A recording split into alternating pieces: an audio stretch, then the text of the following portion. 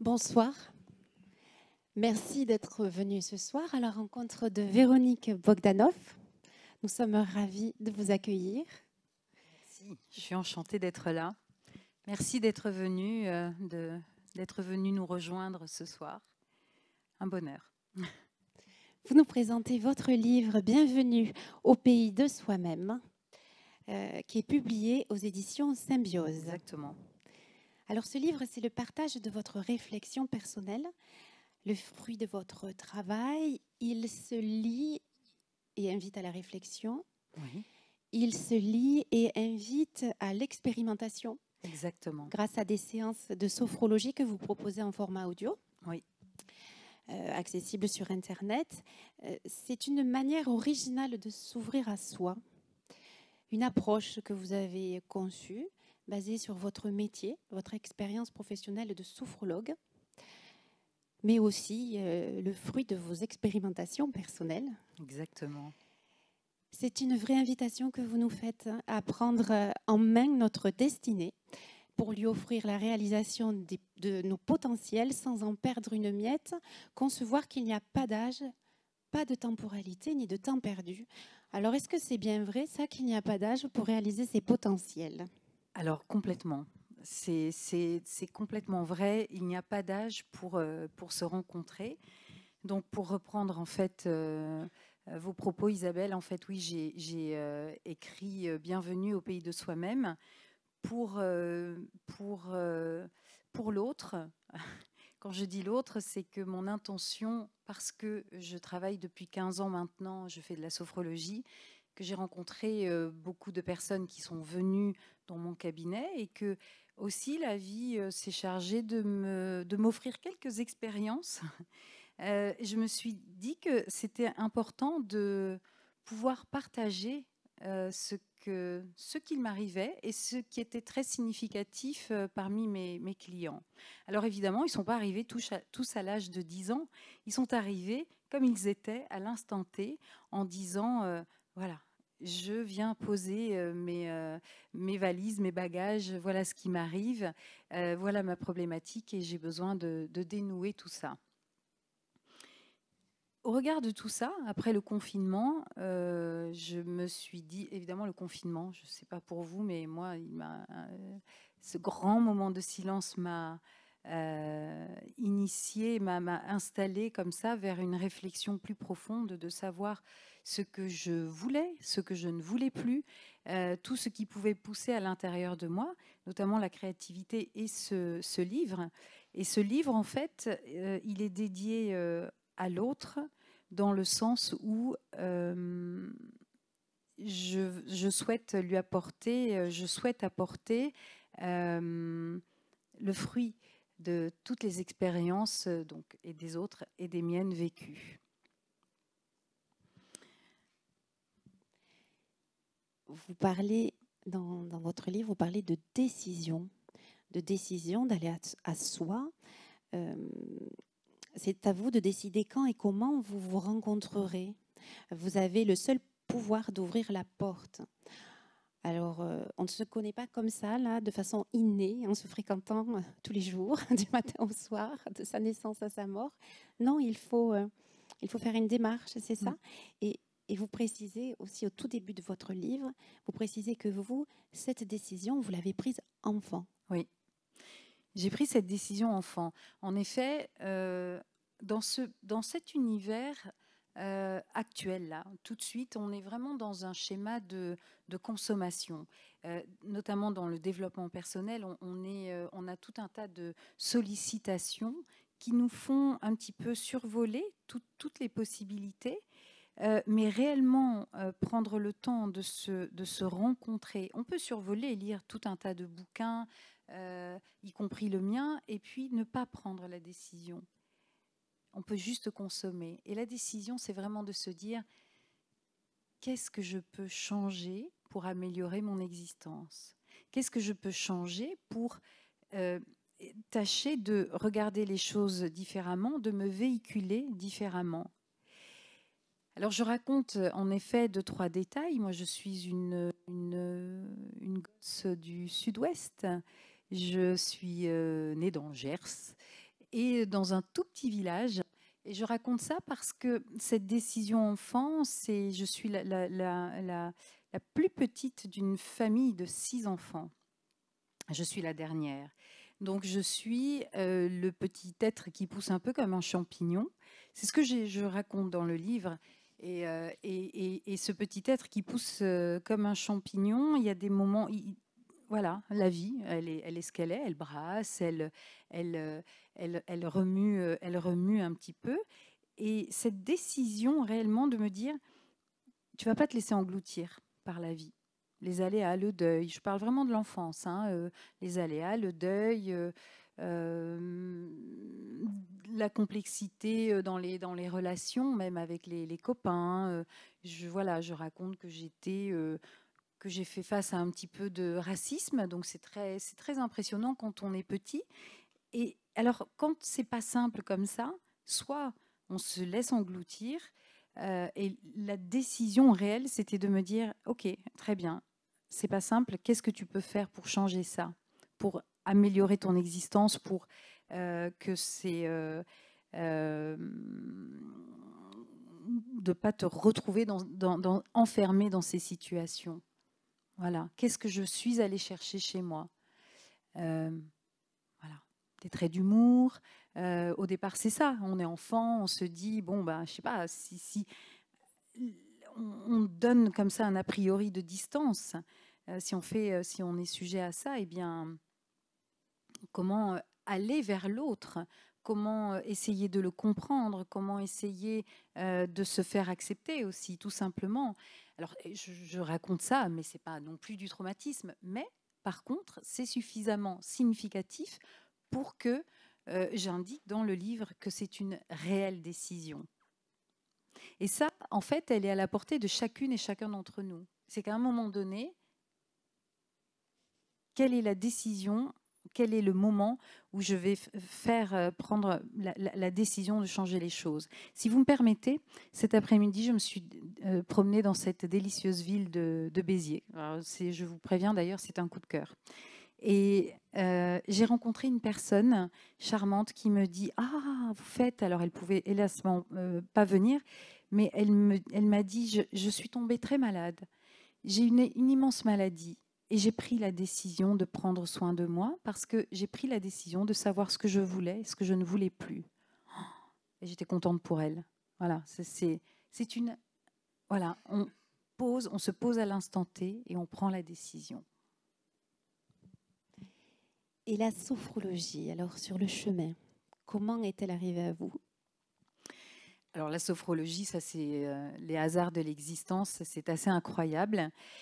De la décision a découlé quand même, il faut que je vous dise un petit peu, de la décision a découlé le fait d'avoir quand même envie de comprendre, de dénouer beaucoup de choses. Donc avant la sophrologie, j'ai voulu faire appel à un psychiatre qui m'a énormément accompagnée, qui était vraiment un compagnon de route à qui je dédie un joli pavé, puisqu'il est là aussi. Et donc, il y avait quand même ce désir de se rencontrer. Et d'ailleurs, ça a étonné tout le monde parce que j'étais assez jeune, j'avais 25 ans, et on me disait, mais n'importe quoi, mais l'argent que tu mets chez un psy, mais je vais te la faire, moi, ta psychothérapie. Voilà, j'ai un frère qui m'a dit ça, si tu veux, je te la fais, ta psychothérapie. Et j'ai dit non, non, non, mais c'est une réalité. J'ai vraiment besoin de comprendre comment je fonctionne pour comprendre comment l'autre fonctionne, pour être réellement dans une démarche humaine, en fait. Et, et en fait, l'existence, moi j'ai ce sentiment-là, hein, que l'existence m'a apporté tellement d'expériences significatives qu'il y en a eu beaucoup. Et à un moment donné, donc j'avais 40 ans, j'étais enceinte de ma deuxième fille et la sophrologie est arrivée à moi par hasard. Et par la grande porte, de manière suffisamment significative, toujours pareil. Hein. Vous savez, quand un événement fait un petit peu plus de bruit que les autres, ouh, c'est moi la sophro. Quoi? Je t'ai pas vu venir. Et c'est vraiment ça qui s'est passé. Et j'ai donc voulu, j'en ai fait d'abord dans le cadre de ma grossesse, et ensuite j'ai découvert complètement par hasard en fait qu'on pouvait la vivre en entreprise. Oh, et alors là, dans ce hasard, parce que c'est vraiment assez fou, c'est quelque chose qui me plaisait, puisque je viens quand même du milieu de l'entreprise. Avant de faire de la sophro, j'étais dans l'univers impitoyable de la téléphonie mobile. Donc voilà, il y a ce changement. Et la sophro s'est imposée à moi et ne m'a plus jamais quittée. Au-delà d'une discipline, c'est un art de vivre, c'est un art de, c'est une science humaine absolument incroyable. Oh, j'ai fait quelques petites recherches. Mmh.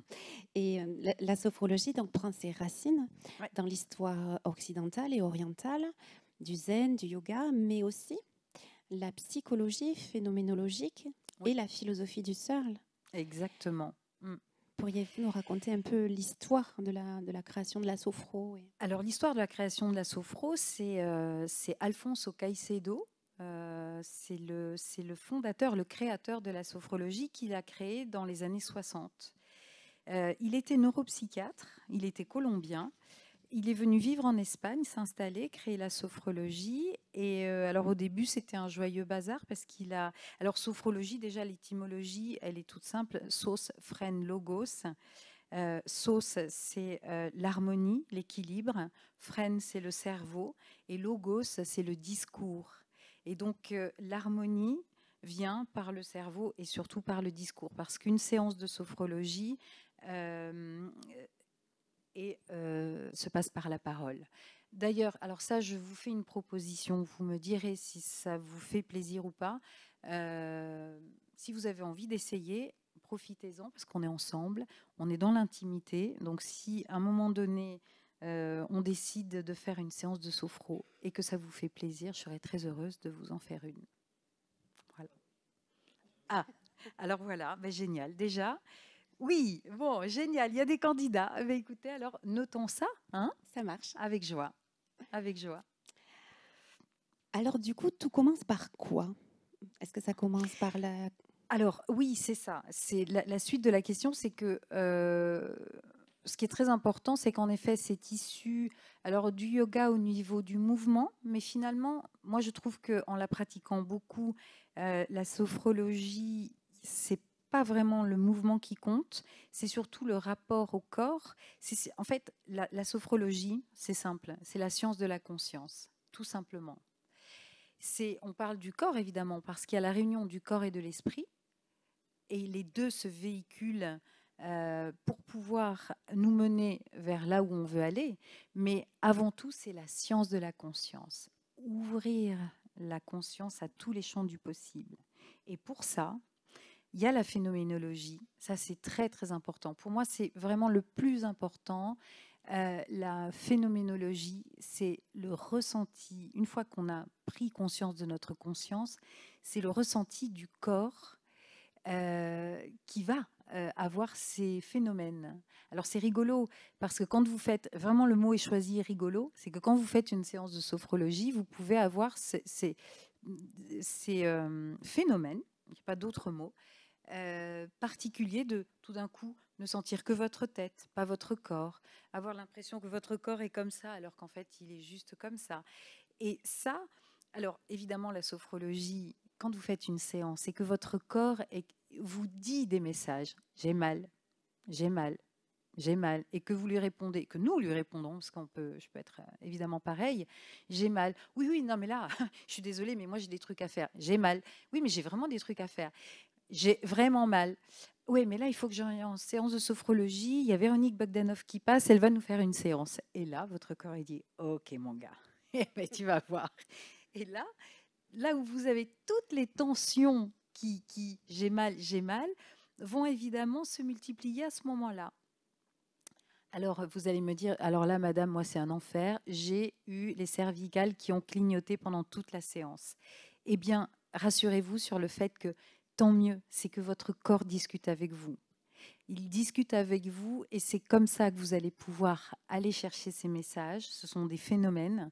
Et plus vous allez lui dire, OK, tu as mal, je t'entends. tu as mal. Vous allez presque analyser la nature de votre douleur, son aspect chronique aussi. Et c'est là que vous allez commencer à rentrer dans ce magnifique voyage de comprendre ce qui se passe à l'intérieur de vous, dans votre corps, et que vous allez en avoir conscience en permanence. Donc il y a peut-être aussi une démarche d'amour. L'amour, vous en parlez, l'amour que l'on se porte aussi, et de l'acceptation de soi. L'amour, l'amour de soi, en fait, c'est pas simple. L'amour de soi, la bienveillance, apprendre à s'aimer, c'est un vaste. Souvent, on me dit d'ailleurs, c'est un vaste sujet. La rencontre avec soi, c'est un vaste sujet. L'amour de soi, c'est quelque chose qui s'apprend petit à petit, qui se vit petit à petit, qui s'accepte. En fait, se rencontrer, c'est progressivement accepter ce que nous sommes, tel que nous sommes, à l'instant où nous sommes, avec ce que nous avons fait, ce que nous sommes devenus.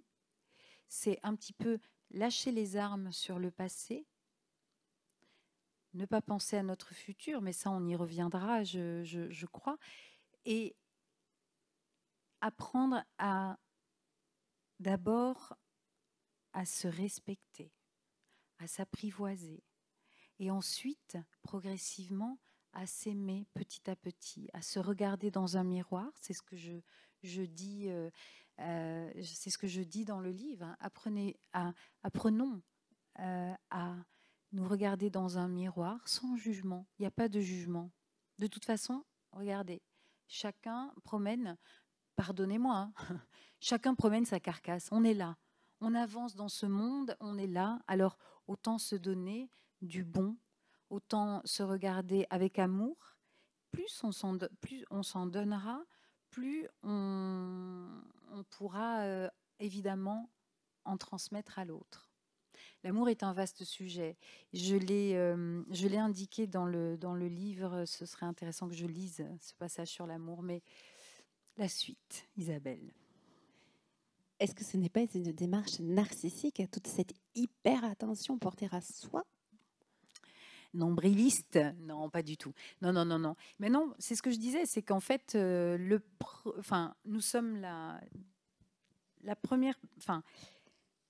En gros, comment voulez-vous que les autres vous aiment si vous ne vous aimez pas? Si vous êtes vide de vous, si on est vide de nous, comment comment pouvons-nous, c'est pas attirer l'autre, mais comment pouvons-nous interagir avec l'autre si au départ c'est un petit peu compliqué avec nous? Le principe, c'est vraiment, c'est pas une démarche narcissique, c'est comme si c'est exactement pour moi la même démarche que aimer l'autre. De toute façon, comme vous le disiez, Isabelle, c'est avant tout une démarche d'amour de manière générale. L'amour, il est au centre de tout. L'amour, il est commun à nous tous. On a tous ici, tous entendu parler d'amour. Je vois 2 personnes qui se tiennent la main, c'est un délice. Il y a plein d'amour. Et ça, c'est juste merveilleux. Il y a l'amour. J'en reviens parce que tout d'un coup, ça revient, là, ça tombe. Donc il y a l'amour sentimental, il y a l'amour amical, il y a l'amour...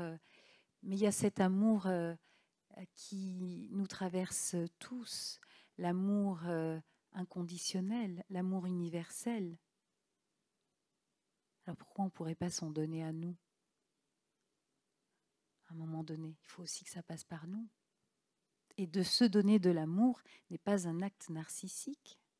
On se remplit. Moi, j'ai l'impression, c'est ce que j'écris vraiment dans le bouquin, j'ai eu des perceptions, vraiment quelque chose de très palpable. Il m'est arrivé pendant quelques jours comme ça de ressentir un sentiment d'amour profond, puissant. Et il était tellement puissant que j'avais l'impression qu'il était palpable. C'était très particulier. Je vous dis, j'ai l'impression que la vie m'offre énormément d'expériences. Et celle-là, j'ai eu 2 sentiments, une émotion de joie très intense et et un sentiment d'amour très intense. Ça m'est arrivé au point de, justement, suffisamment significatif, comme je dis toujours, pour dire j'ai vraiment besoin et envie de le partager. Un amour palpable. Il est là, il est présent. Il dépasse les frontières. Il dépasse tout. Il est là, dans cette pièce. Là, si on réunit tout notre amour, qu'on le met à l'extérieur, et puis une fois qu'il est à l'extérieur, il peut dépasser toutes les frontières. Il dépasse aussi les frontières de la vie. C'est grâce à lui qu'on a confiance. On continue d'aimer, quoi qu'il arrive. Je me suis égarée là, non? Non. On parle d'amour, mais des fois, on n'y est pas. Des fois, on n'y est pas du tout. Et vous proposez notamment un voyage à travers ces émotions. Ah oui. Voilà, être en capacité de les accueillir et vous évoquez notamment différentes façons de les identifier. Alors moi, les émotions, attention, je fais une vraie différence entre l'amour, qui est un sentiment, et les émotions, qui sont des émotions. D'ailleurs, j'ai oublié ma petite citation. Je ne l'ai pas amenée avec moi. Oh, quel dommage. Je réagis sur la joie. Les émotions, ce sont mes copines. Ce sont mes garde-fous. Les émotions, ce sont ces balisages, on va dire, ces petits panneaux de signalisation qui nous invitent au mouvement. Les émotions, du latin emovere, mouvement. Alors les émotions, on les voit comme des grandes méchantes qui nous donnent cette impression de nous engloutir. Parce qu'on a le sentiment de ne pas les maîtriser, on a le sentiment qu'on n'est pas les chefs et que c'est elles qui décident et qu'elles vont nous pourrir. En fait, ce sont nos copines. Ce sont nos garde-fous. La peur, par exemple, est une émotion qu'on peut évidemment détester. Quand justement l'émotion de peur devient un sentiment, d'être toujours embarqué par elle, d'être manœuvré et véhiculé par la peur, il n'y a rien de pire. Mais à la base, la peur, c'est un balisage total. Je vais traverser la rue. Je me suis donc promenée à Béziers. Je me promène, j'ai une voiture qui passe. En fait, la peur, c'est ça. C'est de dire, hop, je suis un garde-fou. Si je n'avais pas peur, je passerais. Je me ferais écraser par la voiture et on n'en parle plus. Là, c'est juste un indicateur qui dit, hop, il faut que tu t'arrêtes parce que là, il y a un danger. C'est ça la peur. Ensuite, alors évidemment, si la voiture s'arrête à ça de moi, je vais continuer d'avoir peur, le cœur qui bat, tout le mécanisme se met en route, évidemment. Je transpire, j'ai le cœur qui bat. Voilà, c'est parce que derrière, il faut aussi éventuellement que je prenne la fuite. Donc, il y a quand même tout un mécanisme dans notre corps qui se met en route suite aux émotions. S'il n'y a pas de conséquences, en fait, je vais juste analyser mon environnement. Ok, plus de voiture. Je vais m'adapter. S'il y en a encore, je vais attendre et je m'adapte. Et ensuite, je traverse la route. Donc la peur, elle n'est pas bien méchante. C'est quand elle devient chronique. Quand elle devient chronique, quand on lui dit ouais, mais là, tu vois, l'avenir, moi, je contrôle rien, quoi. Je ne sais pas si je vais garder mon boulot, je ne sais pas si je vais garder ma maison, je ne sais pas si mon mari va me garder, je ne sais pas si... Voilà, là, ça devient de l'inquiétude, ça devient de l'angoisse, parce qu'on manque totalement de contrôle, parce qu'on ne peut pas s'adapter à des perspectives, à des perspectives qui sont inexistantes, puisqu'en fait, on se projette dans un avenir totalement incertain. Donc là, en effet, la sophrologie intervient pour nous ramener, calmos. Hop, on revient ici et maintenant pour se rendre compte que l'avenir, il n'y a pas on va savoir l'appréhender. Déjà, vivons notre présent. Donc, la peur, en tout cas, sachez que c'est un indicateur, c'est une zone de balisage. J'aime beaucoup, ma copine préférée, c'est la colère. Toujours pareil, elle n'est pas bien méchante. Il faut juste la gérer. Il faut juste l'accompagner. La colère, en fait, elle vient me dire, elle a un message pour moi. Dis donc, on n'aurait pas un peu empiété sur ton territoire, là? Dis donc, il n'aurait pas un peu abusé, l'autre, là? Dis donc, comment tu te sens, là, à l'idée que tel ou tel événement ne se passe pas comme tu le souhaites ou... C'est toujours une histoire de... La colère, c'est vraiment quelque chose de... C'est une émotion qui est vraiment liée au fait qu'à un moment donné, il y a eu que l'extérieur a dépassé les limites ou que nous nous sommes laissés dépasser. Donc la colère peut être contre l'autre et contre nous. Mais toujours pareil, elle nous mène au mouvement. Et verrez, mouvement. Alors moi, je ne vais pas lui casser la figure à l'autre. Mais par contre, je la sens en plus, hein, la colère. Moi, physiquement, je ne sais pas si c'est pas pour vous, mais moi, elle est là, elle est là, elle est là. Alors, waouh! Quand c'est là, c'est waouh! Et en fait, la colère, c'est de pouvoir dire à l'autre, c'est-à-dire de changer les choses une fois de plus, de se mettre en mouvement pour dire à l'autre,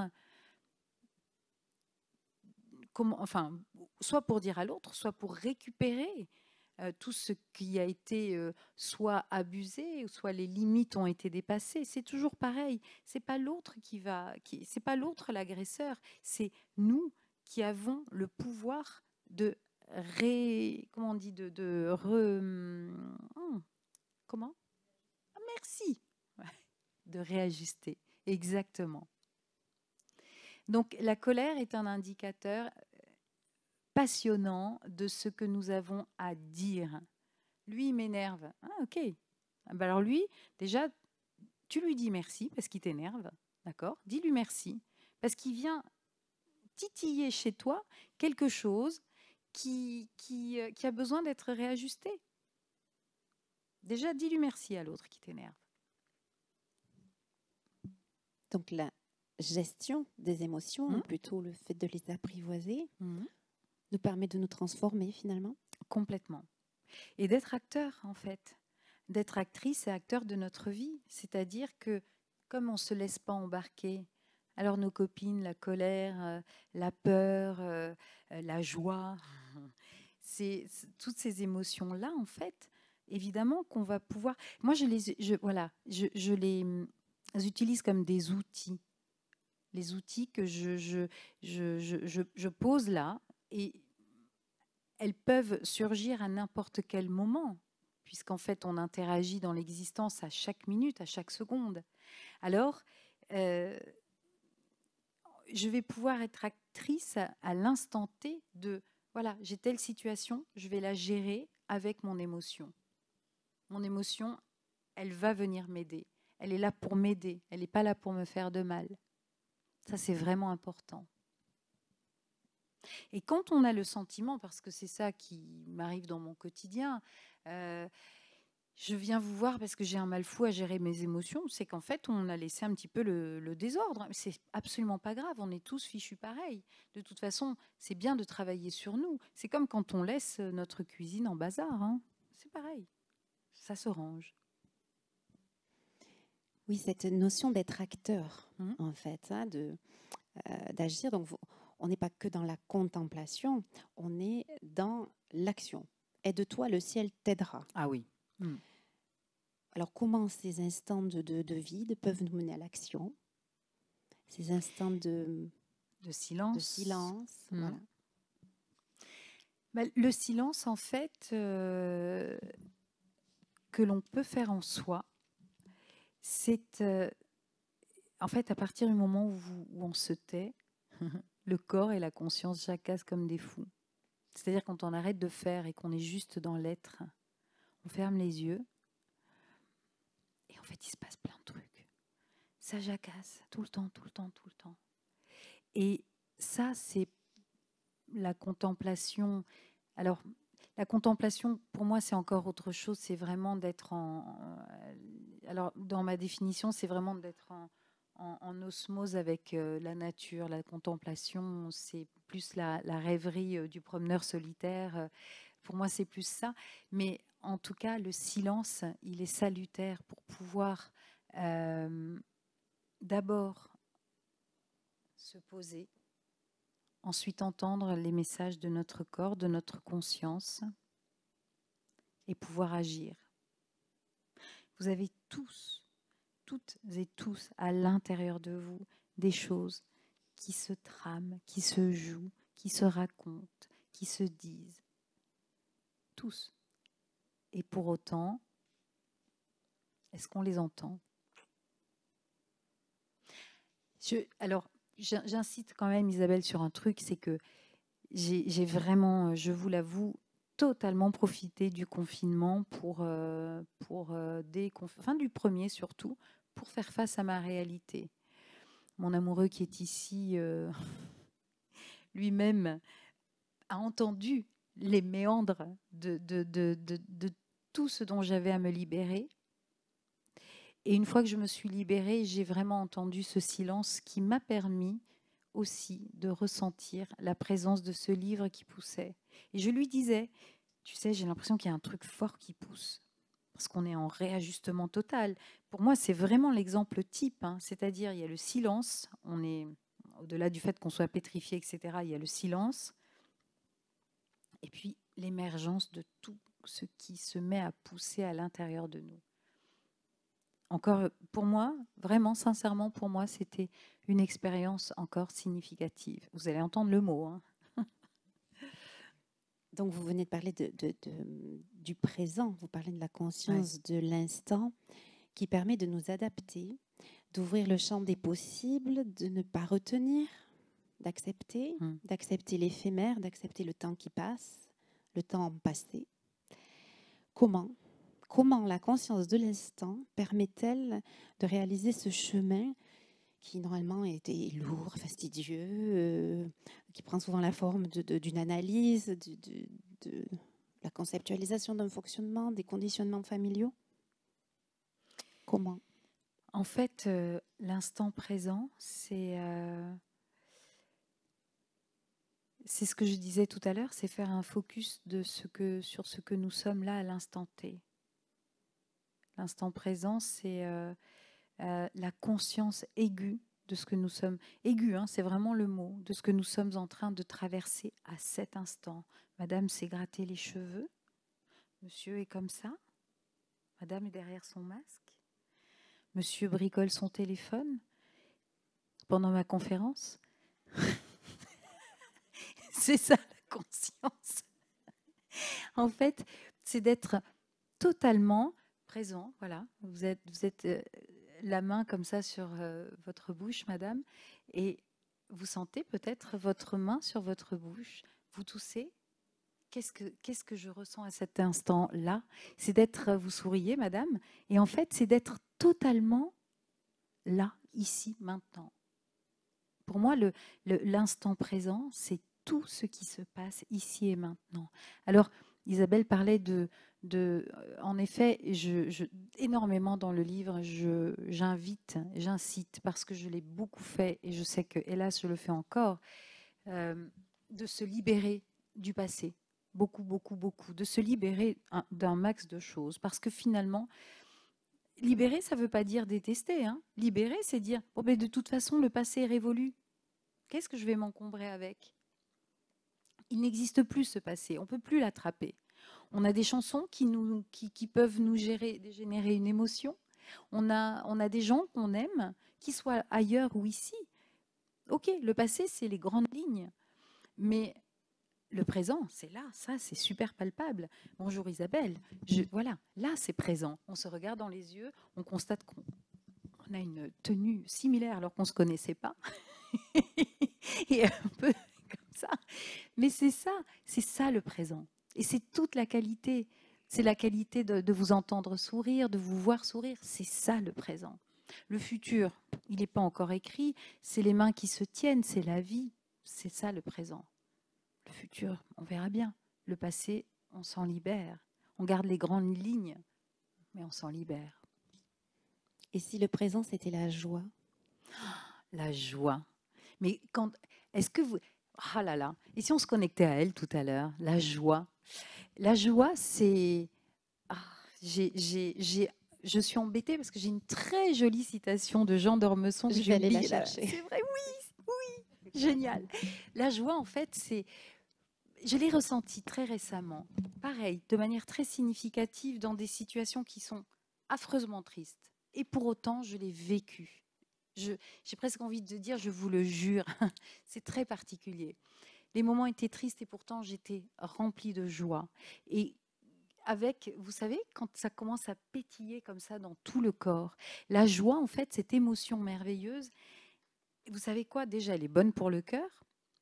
Et quand elle vous inonde de la tête aux pieds, qu'elle elle est fédératrice, c'est-à-dire que là, mes sourires, merci beaucoup, mes sourires, ma joie, que je peux vous communiquer, ne serait-ce qu'en ayant cet enthousiasme de vous en parler, l'énergie de la joie, elle se transmet, elle est joyeuse, évidemment. Elle est présente. Alors d'Ormesson dit cette phrase très très belle.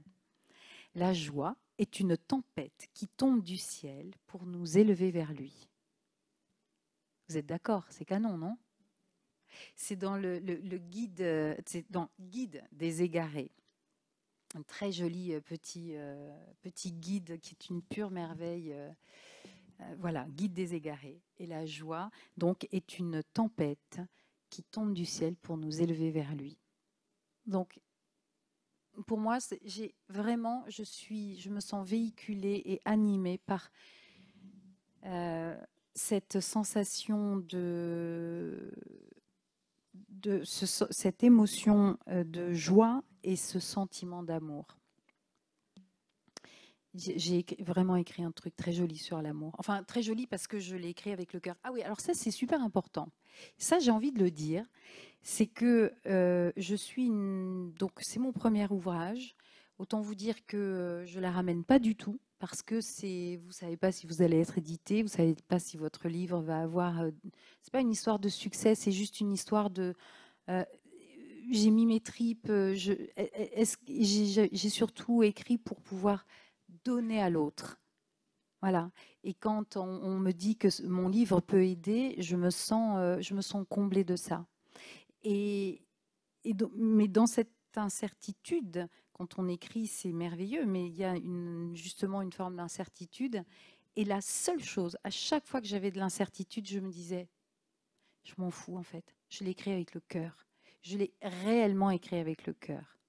Donc, finalement, à partir du moment où je me suis sentie connectée à me dire que ce livre était écrit dans l'amour et dans le cœur, voilà, Inch'Allah. C'est de l'or. C'est de l'or, c'est ça. Alors, vous êtes la sœur des célèbres frères Bogdanov. Vous êtes façonnée par ce lien fraternel qui vous a énormément apporté.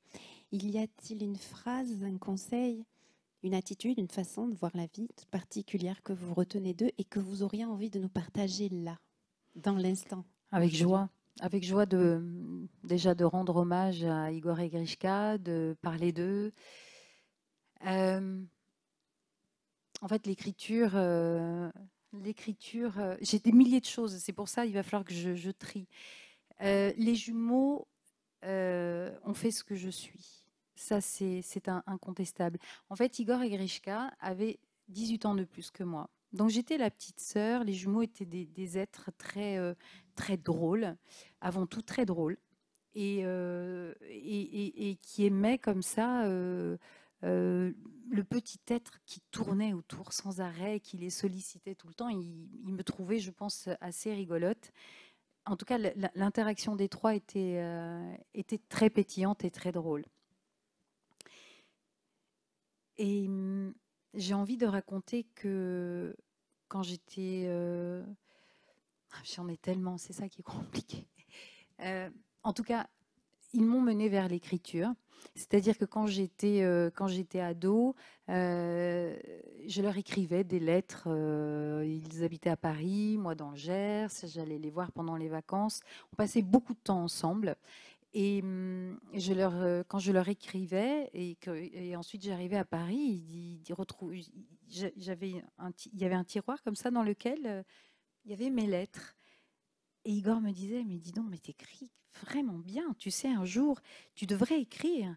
Et en fait, ils avaient toujours cet enthousiasme. Quand je dis que ils ont fait de moi ce que je suis, c'est que, en fait, ce sont des êtres qui m'ont toujours considéré pour me donner l'impression que j'avais quelque chose à faire dans cette vie, dans ce monde. Et ça, je leur dois sincèrement.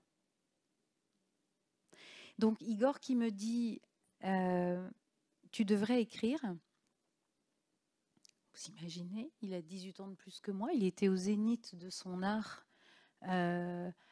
C'était dans les années 80-90. Je me dis, mais c'est extraordinaire. Enfin, ça me touche qu'il puisse dire une chose pareille. Évidemment, le truc est resté.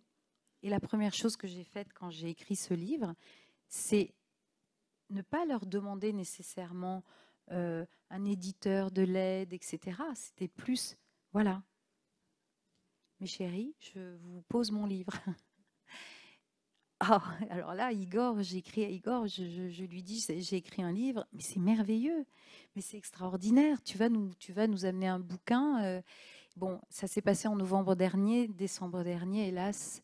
Euh, Ils l'ont jamais eu dans les mains. Ils l'ont eu dans le cœur, je pense, parce que je leur ai lu des passages, mais pas dans les mains. Ça, c'est eux. Les jumeaux m'ont donné. Ils ont fait en sorte que jamais, je ne manque d'imagination, de désir d'entreprendre, que finalement j'embrasse toutes les phases de la vie. Et je vais vous dire, je vais partager ça avec vous, hein. C'est que leur mort, en fait, est extrêmement... Évidemment, c'est toujours bouleversant, la mort. Mais j'ai envie de vous dire une chose, c'est qu'ils m'ont donné tellement, j'ai un héritage tellement colossal, que quand je vous parle de la joie, c'était par rapport à eux. C'est-à-dire, ils étaient morts, mais l'héritage était tellement intense. L'acceptation de les laisser partir était une véritable acceptation. Et je suis tellement comblée, en fait, que cette joie, elle est là. Et cet amour, c'est-à-dire que l'amour, bah, c'est c'est le véhicule, c'est la voiture qui va là-bas. Et la joie, c'est celle qui conduit la voiture. Et tout ça va là-bas. Mais bien sûr que je me sens remplie d'eux, totalement et sincèrement. La chose la plus compliquée à gérer, c'est la temporalité, c'est-à-dire de dire c'est fini dans ce monde. Alors je sais que mon héritage et mon trésor surtout, le trésor qu'ils ont posé en moi, est inestimable et éternel. C'est juste parfois le fait de dire l'échéance est terminée, schlac, ouf, voilà, c'est juste ça. Merci. C'est moi. Nous pourrons vous retrouver aussi sur votre chaîne YouTube. J'ai une chaîne YouTube. Rêve, ayez-vous. C'est une invitation magnifique. Rêve, ayez-vous. Et peut-être aussi, près de chez nous, près de nos plages, j'ai vu que vous animiez des séances de sophro-plage. Oui, ça c'est un petit délice. La sophro sur la plage, en fait, je suis une grande amoureuse de la nature. Et j'habite au Cap Ferré. J'ai un endroit là-bas où j'ai fait beaucoup de séances sur la plage. Et j'aime infiniment la connexion à nous et à la nature, l'énergie que nous pouvons récupérer de la nature. Et sophro-plage, au cœur des éléments, c'est une merveille. Peut-être quelques questions pour le public? Avec joie.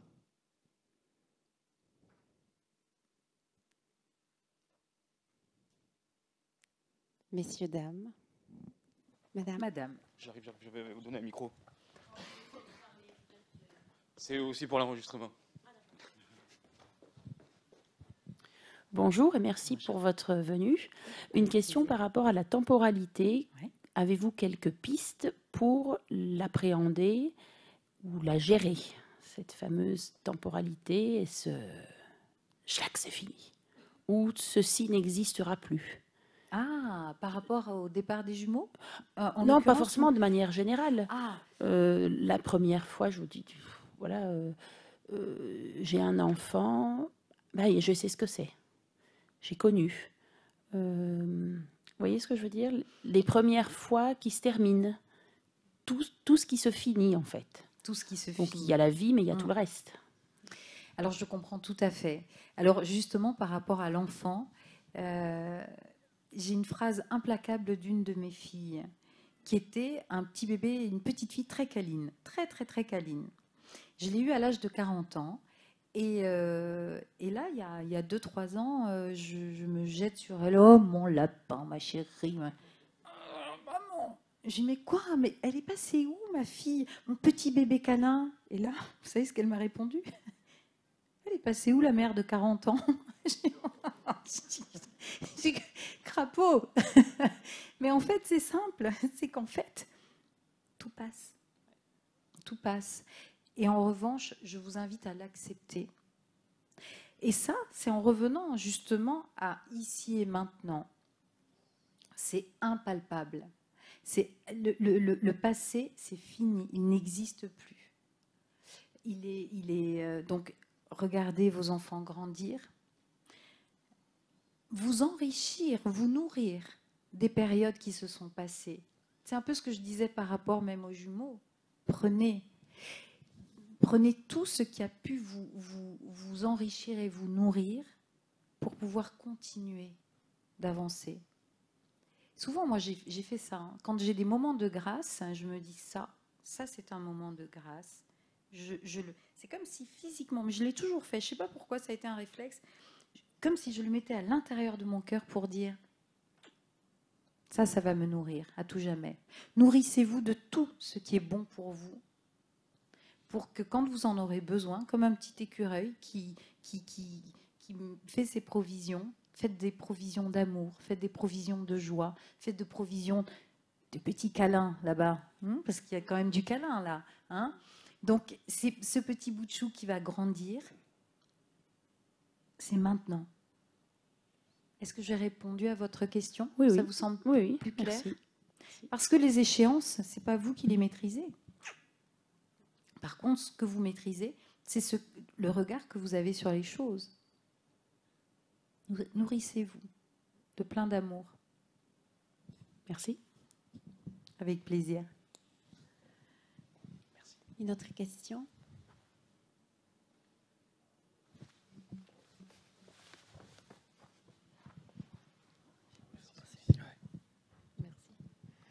Bonjour, lorsque j'ai vu le titre de la conférence, j'ai vu Bogdanov, je me suis dit, tiens, comme les frères Bogdanov.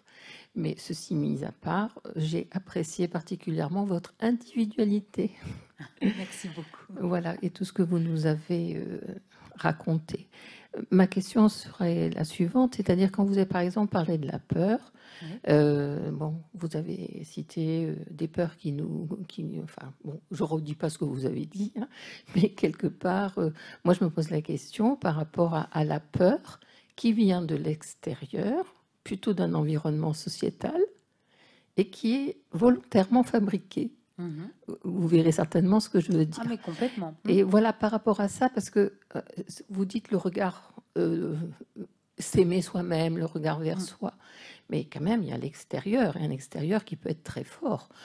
On peut dire le regard de l'autre ou des autres, mais je le positionne au niveau sociétal. C'est quand même très fort. Et c'est très intéressant votre question, Voilà. parce que justement, quand j'ai écrit, j'ai énormément pensé à ça.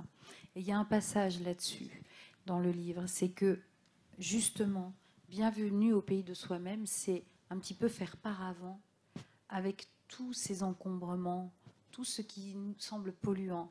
C'est tout ce qui se passe à l'autre bout de la planète, sur quoi on ne peut pas agir, par exemple. On a des informations incroyables.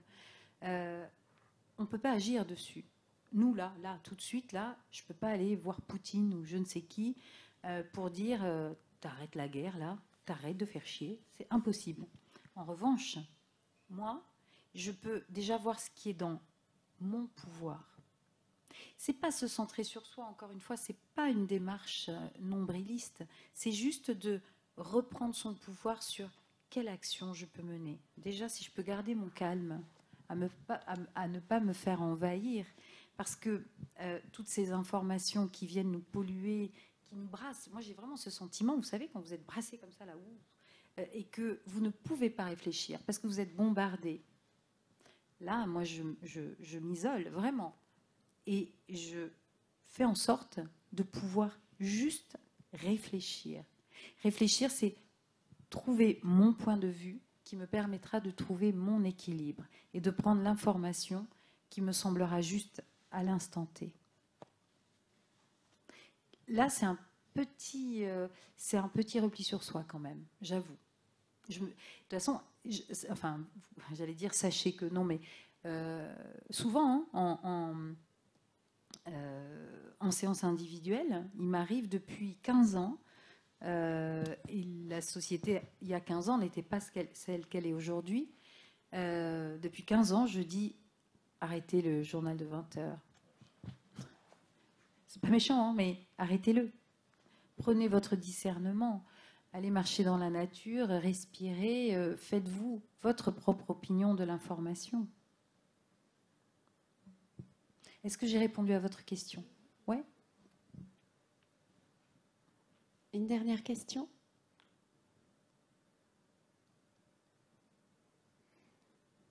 Bien. Avant de nous quitter et de vous retrouver pour des dédicaces, je vous dis merci.